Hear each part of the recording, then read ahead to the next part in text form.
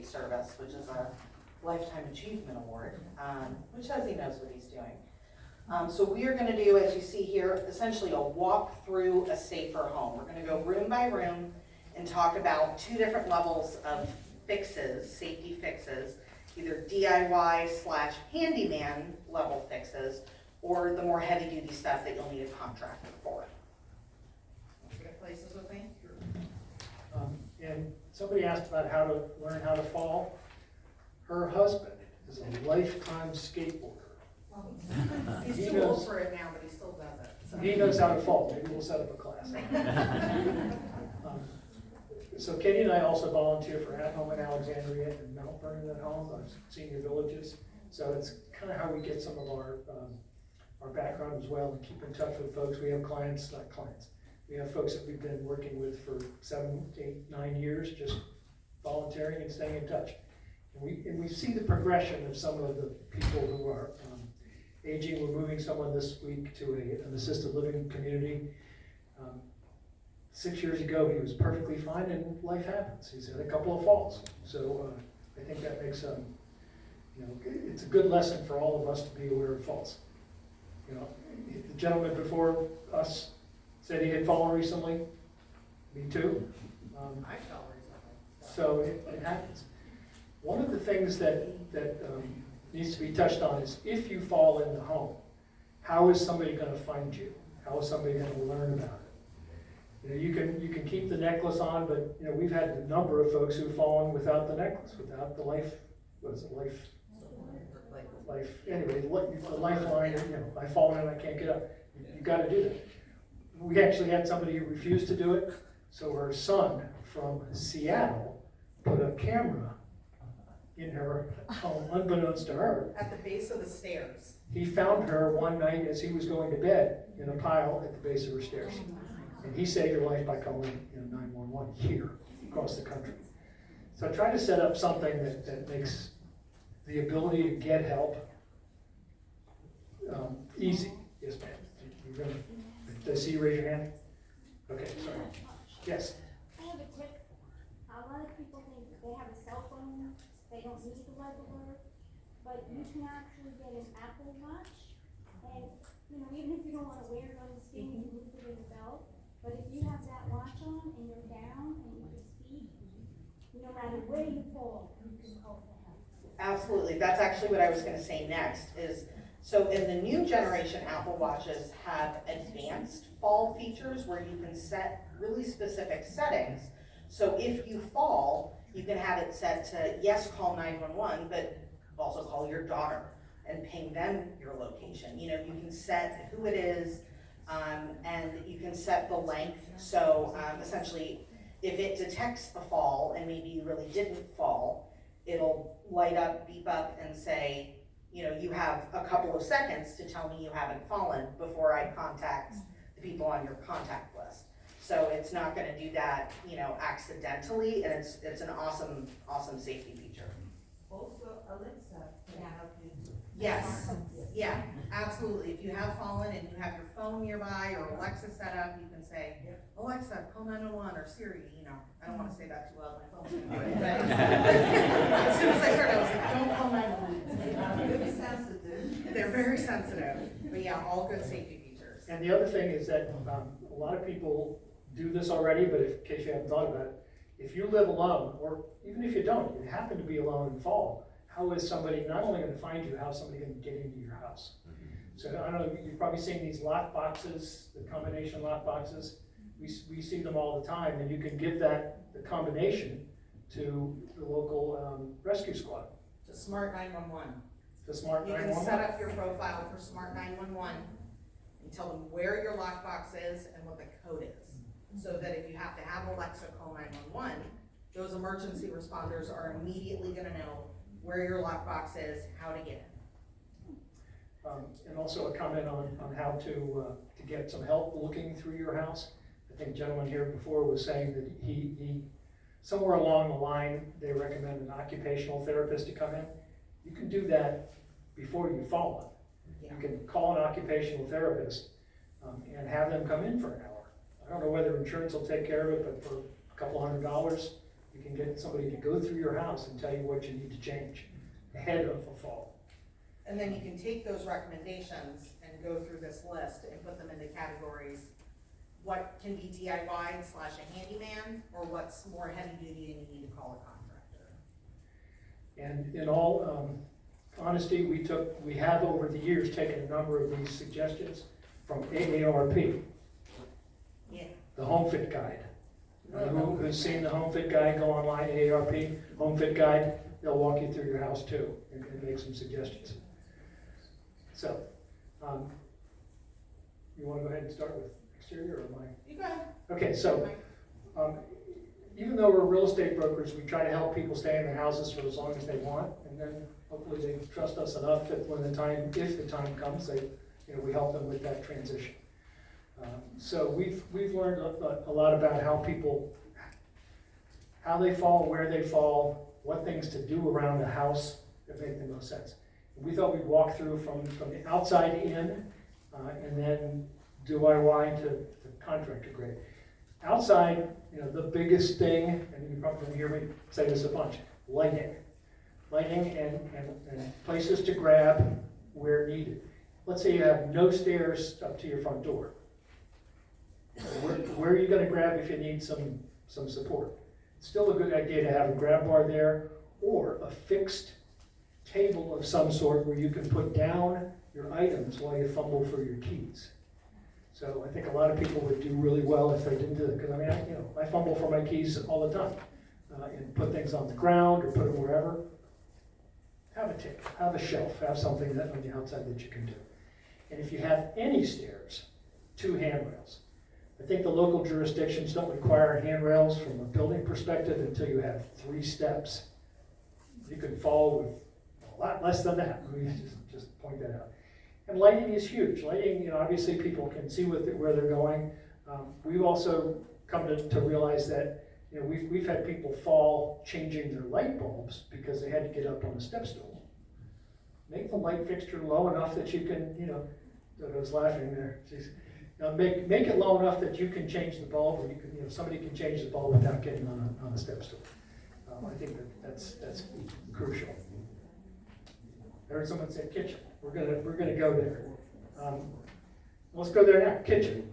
People fall a lot in the kitchen. Bathroom is number 1. Bedroom is number 2. Kitchen is a pretty close follow-up, and it's because of lighting and uneven counter depths, uneven surfaces. Sometimes you can't see where a counter ends and the floor beyond it begins. So kind of contrasting surfaces and colors are huge, and that follows through to most parts of your house where there's going to be an offset in the steps. The other big thing in the kitchen is try to get away from a wall-mounted microwave. Two things happen there. You put things, you hurt yourself reaching up, or when you take things down and you forget how heavy that Thanksgiving turkey is, you end up on the floor sometimes. So countertop microwaves, even if you have one overhead, maybe don't use it for anything that's over a couple of pounds, and certainly not if you have a high one. I think those are crucial. You want to take a few? Sure. We got through everything in exterior and trade. Okay. Hallways and stairs, going back a few from the kitchen. Don't you trip and fall on this board. There we go. Okay, so hallways and stairs. So the DIY / handyman level fixes, we are now 3 of 3 to talk about area rugs. If you have to have them, make sure they are really, really secured to the floor. But the best option is really to get rid of them. We talked about the last 2 people before us were talking about on the stairs. The ones that are carpeting that's actually installed when you have, those grippy shoes, usually fine. But runners, if they're not really well secured to the stairs, can quickly become a tripping hazard as well. Totes for carrying items is always a really good idea. A tote or a basket, one at the bottom and one at the top of the stairs, that you can put things in, throw over your shoulder, carry up, so that you're not going up with arms full and not holding onto the railing, is really helpful. Contrast tape on stair edges. So whether it's contrast that is already built into the stairs in one way or another, you know, maybe the riser is a different color than the actual stair itself, or contrast tape. Having that contrast so that even, you know, if you don't have your glasses on or it's darker, you can really clearly see where each stair starts and ends is really helpful. And that's adding the contrast tape, that's as DIY-y as it gets, right? You could do that yourself for sure. And then on the contractor level improvements, you know, adding that second handrail like we were talking about, improving lighting on the stairs, and like I said, replacing flooring with low pile carpeting. So on stairs, again, you can get motion sensor lighting, or you know, you don't have to have things hardwired. The trick is finding one that lights at the top and the bottom when you hit the sensor. So you have to get remotes, or at least have them talk to each other without a hard wire. That can be more DIY, but if you want a hard wire, that's a contractor typically. You know, nobody's going to take it on their own, I don't think. You can also just throw things down. You can put it in your tote bag that you're carrying up the stairs and then bring it back down. Throw it down, throw it down. And my other thought about footwear is that if anybody goes to the hospital, or knows anybody who goes to the hospital, they give you those great socks with the skid things on them. Just take them home. I mean, they're usually warm, and they'll keep you safe. So we like those too.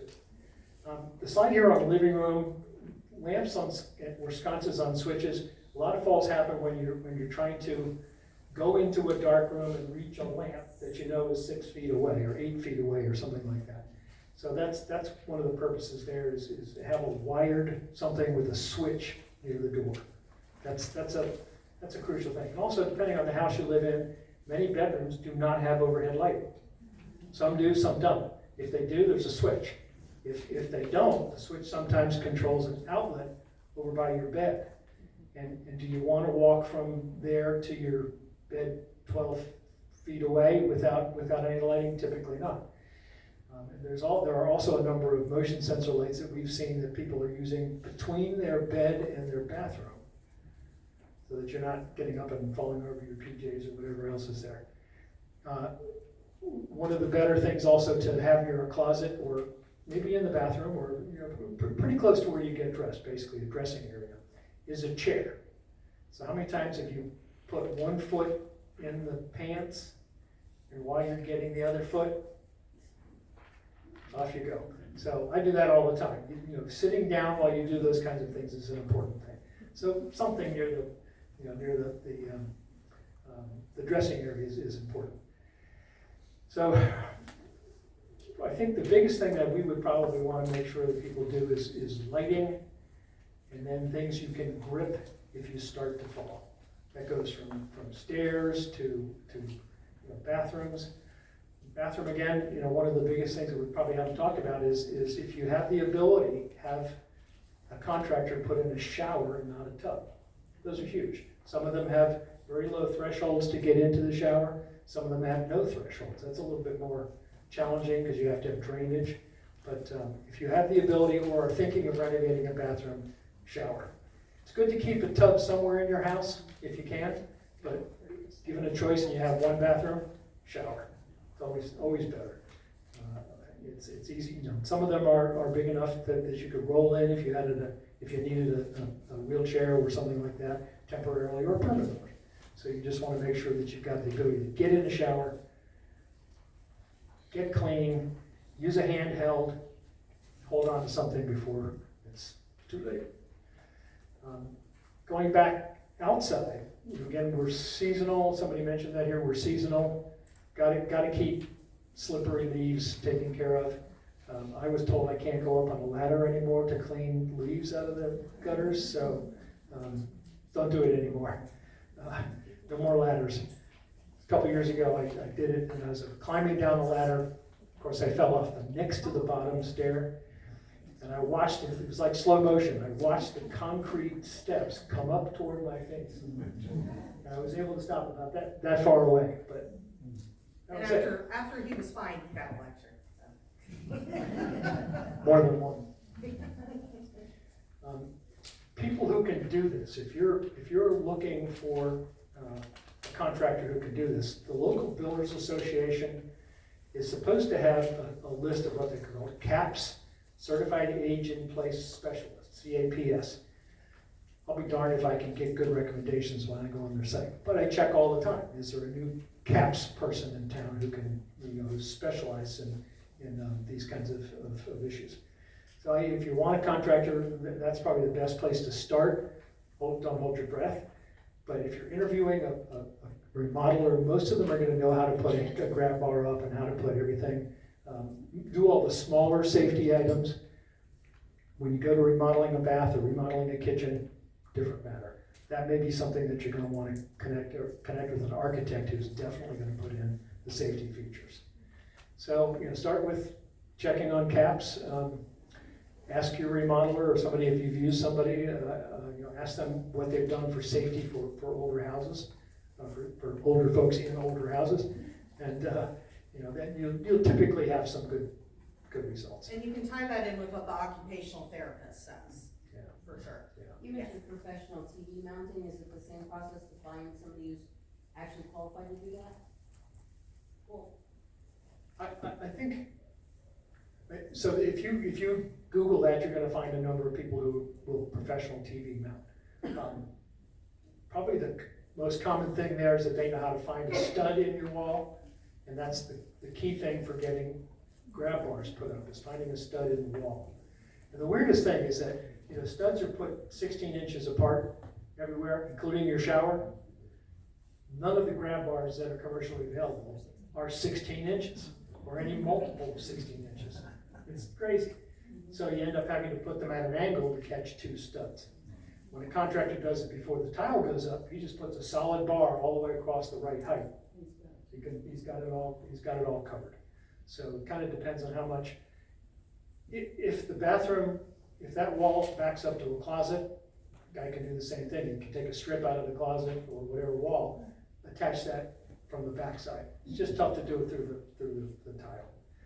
And then you can put your bar horizontally, even if it's not a 16-inch bar.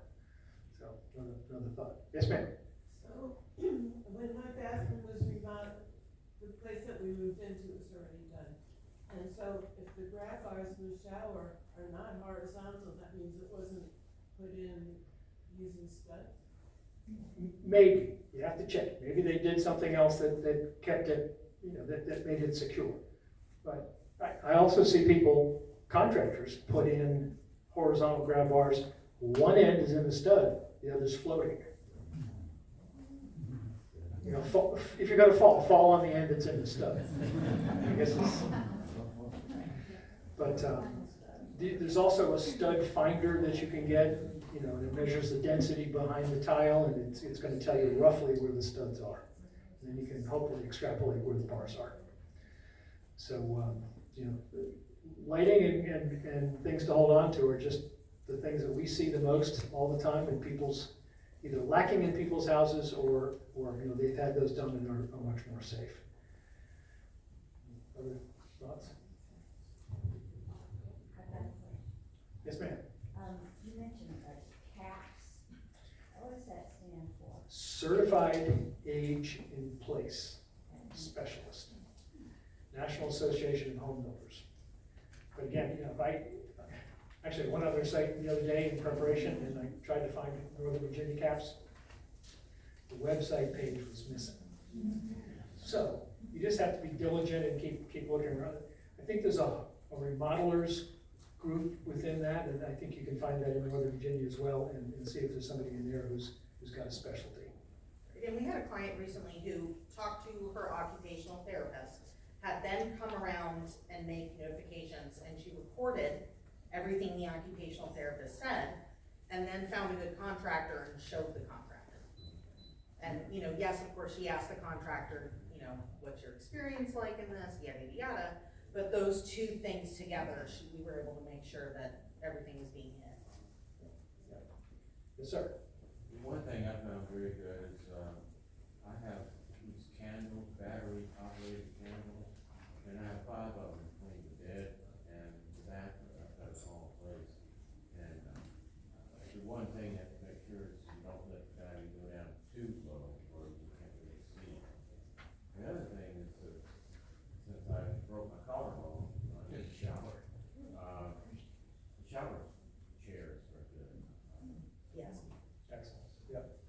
got shower stairs.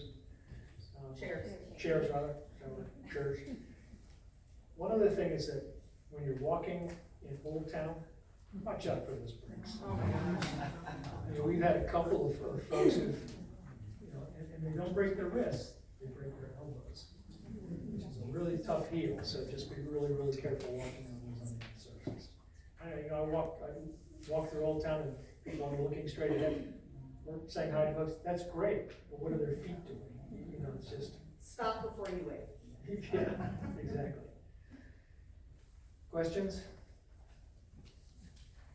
Again, we're real estate folks, but we specialize in this kind of thing, whether someone's gonna age in place or move, and, we just find that it's a huge thing. We started doing that because my mother, her grandmother, you know, needed help as an older person, and, we're changing the guard a little bit, so now she's the one who tells me not to get on the ladder or do